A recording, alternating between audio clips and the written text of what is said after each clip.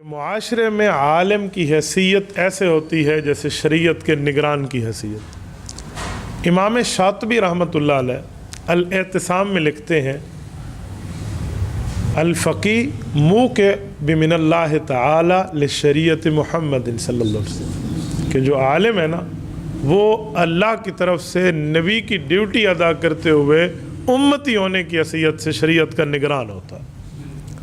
تو بس ہماری طرز اس طرح ہونی چاہیے، اور عالم بن جانے کے بعد ایک بات ہمیں ذہن میں یہ رکھ لیں کہ ہم اپنے علاقے کے جتنے عوام ہوں ان کو اپنے کے ساتھ جوڑنے کا طریقہ پیدا کریں۔ اور جڑیں گے کیسے؟ ہم اب خواص میں بیٹھا ہوں نا تو میں ایک دو باتیں کہوں گا۔ ہم میں غلطی ہے، وہ غلطی یہی ہے کہ ہم ایک حدیث پاک کی طرف توجہ نہیں کرتے۔ رسالت مآب علیہ السلام نے فرمایا کلم الناس علی قدر عقولہم، لوگوں سے وہ بات کرو جو ان کی عقل کے موافق ہو۔ تو عوامی لہجے میں بات کرنا یہ ہمارے ہاں فقدان ہے، ہم عوامی لہجے میں بات نہیں کرتے۔ ابھی مولانا کہہ رہے تھے نا کہ آپ بڑے مدارس کے جلسوں کے آخری خطیب ہیں، میں سمجھتا ہوں اللہ کے فضل کے بعد یہی وجہ ہے کہ میں عوام سے عوامی لہجے میں بات کرتا ہوں۔ بیٹا اب اٹھنا نہیں، ٹھیک ہے؟ ہاں، عوام سے عوامی لہجے میں بندہ بات کرے۔ اگر ہم عوام سے عوامی لہجے میں بات کریں گے تو یہ بات ذہن میں رکھیں، عوام ہماری بات کو سنیں گے۔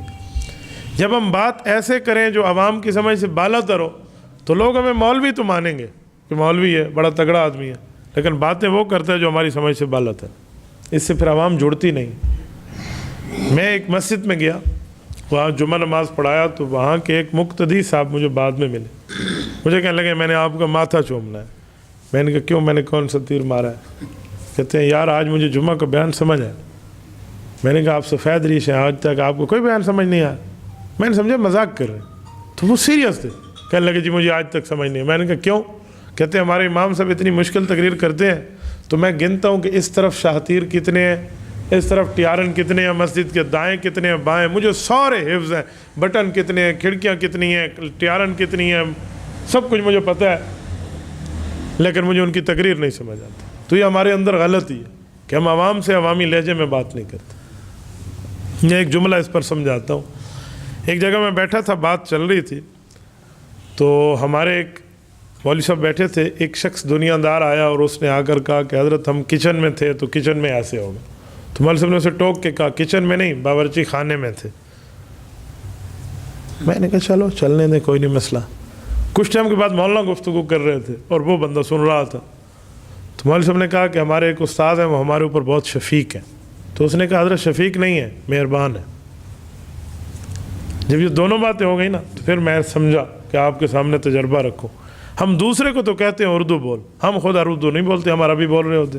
حضرت نے ہمارے اوپر شفقت فرمائی، کہو نا مہربانی کی ہے۔ ہمارے اندر مسئلہ یہ ہے کہ ہم عوامی لہجے میں بات کرنے والے نہیں، ہم دوسرے کو تو ٹوکتے۔ حالانکہ گفتگو میں اگر کوئی انگلش کا لفظ آ جائے، شریعت کے مسائل سمجھاتے ہو تو یہ کوئی برا نہیں ہے، یہ برا نہیں ہے، غلط نہیں ہے۔ آپ کہیں گے کیسے؟ میں آپ کو ایک مثال دیتا ہوں۔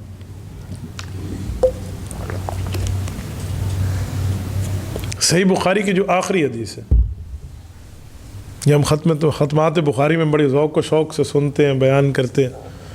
اس آخری حدیث کے باب میں ایک لفظ موجود ہے،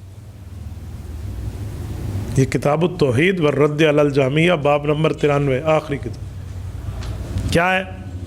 باب ونضع الموازین القسط لیوم القیامہ وان اعمال بنی آدم وقولهم یوزن وقال مجاہد القسطاس العدل بالرومیہ۔ یہ بالرومیہ کیا چیز ہے؟ یہ رومی کیا ہوتا ہے؟ ہم اس کا ترجمہ کیا کہتے ہیں کہ عدل اور قسطاس اور فلاں، اس کا رومی زبان میں ترجمہ ہے۔ امام بخاری کو کیا پڑھی ہے وہ رومی زبان لایا؟ بات عربی کی کر رہی ہے، رسول عربی، قرآن عربی، اللہ رب العزت نے جو بات اتاری وہ عربی میں، ہم کیوں رومی زبان کی بات کریں؟ یہ امام بخاری رحمۃ اللہ علیہ نے جاتے جاتے ہمیں ایک جملہ سمجھایا کہ اگر دین کے سمجھاتے وقت غیر مذہب والوں کی زبان اگر استعمال کرنی پڑے تو دین کے سمجھانے کے لیے مدد لینی چاہیے۔ رومی کیا ہے؟ رومیوں کو بنی اصفر کہتے ہیں عربی میں، بنی اصفر انگریز کا نام ہے۔ تو انگلش سیکھنے میں کون سا حرج تھا؟ لیکن ہم دوسرے کو روک دیتے۔ چلو ہم نے روک ہی دیا تو ہم اپنی زبان تو اردو والی پیدا کریں نا۔ تو یہی ہمارے اندر غلطی ہے کہ ہم عربی کے الفاظ اتنے بول جاتے ہیں کہ ہماری عوام اس کا مطلب نہیں سمجھتی، حالانکہ یہ طریق انبیاء کا نہیں ہے۔ علماء انبیاء کے وارث ہیں۔ انبیاء کا طریق یہ نہیں ہے کہ اتنا سخت جملہ بولو، اتنا مشکل لفظ بولو کہ عوام سمجھ نہ سکے۔ انبیاء کا طریق کیا ہے؟ سورت نمبر 20 سورت طٰہٰ کھول لیجئے، یہ رب اشرح لی صدری کی 4 آیات کا ترجمہ ہم اپنے سامنے رکھ لیں تو ہمیں انبیاء کا طریق سمجھ آئے۔ حضرت موسیٰ علیہ السلام نے 3 دعائیں مانگی ہیں، چوتھا نتیجہ ہے۔ پہلی دعا رب اشرح لی صدری، دوسری ویسر لی امری، تیسری واحلل عقدۃ من لسانی، نتیجہ یفقہوا قولی۔ اس کا ترجمہ ہم وہ کرتے ہیں جو لفظوں میں لکھا ہوا ہے، وہ درسگاہ کا ترجمہ ہے، عوام کا نہیں ہے۔ اللہ میرے سینے کو کھول دے۔ سینے کو کھولنے کا کیا مطلب ہے بھائی؟ عوام میں بتاؤ سینہ کا کھولنا، ایک ہے بوتل کا کھولنا، ایک ہے سینے کا کھولنا، اس میں بڑا فرق ہے۔ ایک ہے قسم کھانا، اس سے روزہ نہیں ٹوٹتا، ایک ہے کھانا کھانا، اس سے روزہ ٹوٹتا ہے۔ کھولنے کا مطلب بتائے نا عوام میں، میرا سینہ کھول دے۔ کیا شرح صدر؟ شرح صدر کسے کہتے ہیں؟ ہم عوام میں جملہ نہیں سمجھاتے۔ ویسر لی امری، اللہ میرے کام آسان کر دے۔ موسیٰ علیہ السلام کام مشکل تھے، کیا آسان کر دے؟ واحلل عقدۃ من لسانی کا ایک ہی ترجمہ کرتے ہیں کہ موسیٰ علیہ السلام کی زبان پہ لکنت تھی، وہی ختم کرانا چاہتے تھے۔ چلو وہ ایک نبی کی زبان پہ لکنت تھی، تو آپ ہماری زبان پہ تو لکنت نہیں ہے، ہم کیوں پھر یہ پڑھیں؟ ہم تو ٹھیک بول رہے ہیں۔ تو بھائی وہ کریں جو عوام کو سمجھا سکے۔